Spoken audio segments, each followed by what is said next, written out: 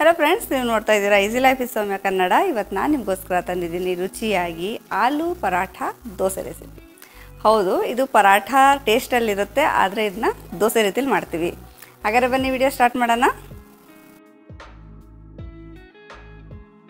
ಮೊದಲಿಗೆ ನಾನಿಲ್ಲಿ ಒಂದು ದೊಡ್ಡ ಸೈಜ್ ಆಲೂಗಡ್ಡೆ ತೊಗೊಂಡಿದ್ದೀನಿ. ಆಲೂಗಡ್ಡೆನ ಬೇಯಿಸ್ಕೊಂಡು ತೊಗೊಂಡಿರೋದು, ಹಾಗೂ ಇದ್ರ ಸಿಪ್ಪೆ ತಗೊಂಡಿದ್ದೀನಿ. ಈಗ ಇದನ್ನು ತುರ್ಕೋಬೇಕು. ಇದನ್ನು ಈ ಥರ ತುರ್ಕೋಬೋದು ಅಥವಾ ಚೆನ್ನಾಗಿ ಸ್ಮೂತಾಗಿ ಮ್ಯಾಶ್ ಮಾಡ್ಕೋಬೋದು. ಈಗ ಇದಕ್ಕೆ 1.5 ಕಪ್ ಗೋಧಿ ಹಿಟ್ಟು ಸೇರಿಸ್ಕೊತಾ ಇದ್ದೀನಿ. ಹಾಗೂ ಇದ್ರ ಜೊತೆಗೇನೆ ಬೆಳ್ಳುಳ್ಳಿ ಮತ್ತು ಶುಂಠಿ 2 ಒಂದೊಂದು ಸ್ಪೂನು ತುರ್ಕೊಂಡು ಹಾಕ್ಕೊಂಡಿದ್ದೀನಿ. ಮತ್ತು ಅಜ್ವಾಯಿನ ಅರ್ಧ ಟೀ ಸ್ಪೂನು, ಸ್ವಲ್ಪ ಕೊತ್ತಂಬರಿ ಸೊಪ್ಪು. ಅಕಸ್ಮಾತ್ ಅಜ್ವಾಯಿನ ಇಲ್ಲ ಅಂದರೆ ಅದ್ರ ಬದಲು ನೀವು ಜೀರಿಗೆ ಹಾಕ್ಕೊಳ್ಳಿ. ಆಗ ಎದೆ ಉರಿ ಗ್ಯಾಸ್ಟ್ರಿಕ್ ಎಲ್ಲ ಬರೋಲ್ಲ.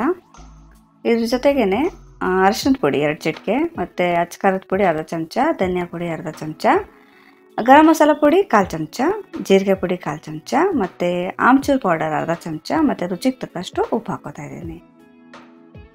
ಹಾಗೂ ಇದಕ್ಕೆ ಒಂದು ಮೀಡಿಯಮ್ ಸೈಜ್ ಈರುಳ್ಳಿನ ಸಣ್ಣಗೆ ಹೆಚ್ಕೊಂಡು ಹಾಕ್ಕೊಂಡಿದ್ದೀನಿ. ಒಂದು ಸಲ ಎಲ್ಲ ಮಿಕ್ಸ್ ಮಾಡ್ಕೊಳ್ಳೋಣ.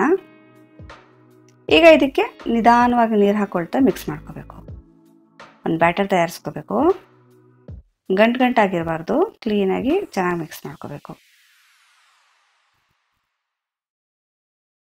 ನೋಡಿ, ಬ್ಯಾಟರ್ ಟೆಕ್ಸ್ಚರು ಈ ಥರ ಫ್ಲೋಯಲ್ಲಿರಬೇಕು. ತುಂಬ ಗಟ್ಟಿ ಇಲ್ಲ, ತುಂಬ ತೆಳ್ಳೆ ಇಲ್ಲ, ಈ ಥರ ಇರಬೇಕು ನೋಡಿ. ಈಗ ದೋಸೆ ಹಾಕೊಳ್ಳೋಣ. ಹೆಂಚನ್ನ ಸ್ವಲ್ಪ ಬಿಸಿ ಮಾಡಿಕೊಂಡು ಮೇಲೆ ಸ್ವಲ್ಪ ಎಣ್ಣೆನ ತುಪ್ಪನ ಹಾಕ್ಕೊಂಡು ಸ್ಪ್ರೆಡ್ ಮಾಡ್ಕೋಬೇಕು. ನೆನಪಿರಲಿ, ಈ ದೋಸೆನ ನೀವು ನಾನ್ ಸ್ಟಿಕ್ ತವ ಮೇಲೇ ಮಾಡ್ಕೋಬೇಕು, ಅಥವಾ ಪ್ಯಾನ್ ಬರುತ್ತಲ್ಲ ನಾನ್ ಸ್ಟಿಕ್ ಪ್ಯಾನ್, ಅದರ ಮೇಲೇ ಮಾಡಬೇಕು. ಐರನ್ ತವ ಬರುತ್ತಲ್ಲ ಅದ್ರಲ್ಲಿ ಚೆನ್ನಾಗಿ ಬರಲ್ಲ. ಇದು ಚೆನ್ನಾಗೇನು ಬರೋದೇ ಇಲ್ಲ, ಕಚ್ಕೊಬಿಡುತ್ತೆ ಹಂಗೆ. ಹಾಗೂ ತವಾನ ತುಂಬ ಜಾಸ್ತಿ ಬಿಸಿ ಮಾಡ್ಕೋಬಾರ್ದು, ಲೈಟಾಗಿ ಬಿಸಿ ಮಾಡ್ಕೊಂಡಿದ್ದೀನಿ. ಈಗ ಇದಕ್ಕೆ ಬ್ಯಾಟರ್ ಹಾಕ್ಬಿಟ್ಟು ನಿಧಾನವಾಗಿ ಸ್ಪ್ರೆಡ್ ಮಾಡ್ಕೊಂಡಿದ್ದೀನಿ. ಜೋರಾಗಿ ಸ್ಪ್ರೆಡ್ ಮಾಡೋ ಹಾಗಿಲ್ಲ, ಅದಾಗದೆ ಸ್ಪ್ರೆಡ್ ಆಗಿಬಿಡುತ್ತೆ. ಮೇಲ್ಗಡೆ ಸೈಡು ಫುಲ್ ಈ ಥರ ಡ್ರೈ ಆದಮೇಲೆ ಇದನ್ನ ತಿರುಗಿಸ್ಕೊಂಡು ಬೇರೆ ಸೈಡು ಕುಕ್ ಮಾಡ್ಕೋಬೇಕು. ನೆನಪಿರಲಿ, ಇದನ್ನು ಲೋ ಫ್ಲೇಮಲ್ಲೇ ಕುಕ್ ಮಾಡ್ಕೋಬೇಕು.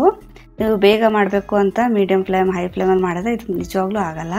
ಒಳಗಡೆ ಎಲ್ಲ ಹಿಟ್ಟಿಟ್ಟು ಹಾಗೆ ಉಳ್ಕೊಳ್ಳುತ್ತೆ. ಮೊದಲು 2 ಸೈಡು ಚೆನ್ನಾಗಿ ಕುಕ್ ಮಾಡ್ಕೋಬೇಕು. ಆಮೇಲೆ ಇದಕ್ಕೆ ಎಣ್ಣೆನೋ ತುಪ್ಪನೋ ಹಾಕೋಬೇಕು. ಮೊದಲೇ ಎಣ್ಣೆ ತುಪ್ಪ ಎಲ್ಲ ಹಾಕೋಬೇಡಿ, ಲೇಟ್ ಆಗಿಬಿಡುತ್ತೆ ಕುಕ್ ಆಗೋದು. ನೋಡಿ, 2 ಸೈಡು ಚೆನ್ನಾಗಿ ಬೆಂದ ಮೇಲೆ ಇದಕ್ಕೆ ತುಪ್ಪನೋ ಎಣ್ಣೆನೋ ಹಾಕ್ಕೊಳ್ಳಿ.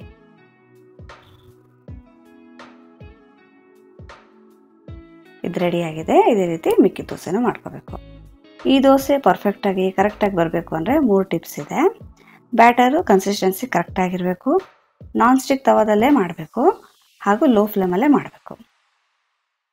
ಹಾಗೆ ಪರ್ಫೆಕ್ಟಾಗಿ ಬರುತ್ತೆ. ಇಷ್ಟು ದೋಸೆ ಮಾಡ್ಕೊಂಡಿದ್ದೀನಿ. ಈಗ ನೋಡಿ ಎಷ್ಟು ಸಾಫ್ಟಾಗಿದೆ. ರುಚಿನೂ ತುಂಬಾ ಚೆನ್ನಾಗಿರುತ್ತೆ. ಏನಪ್ಪ ಅಂದರೆ ಟೈಮ್ ತಕ್ಕೊಂಡು ಮಾಡ್ಕೋಬೇಕು, ಅರ್ಜೆಂಟಲ್ಲಿ ಮಾಡೋಕ್ಕಾಗಲ್ಲ.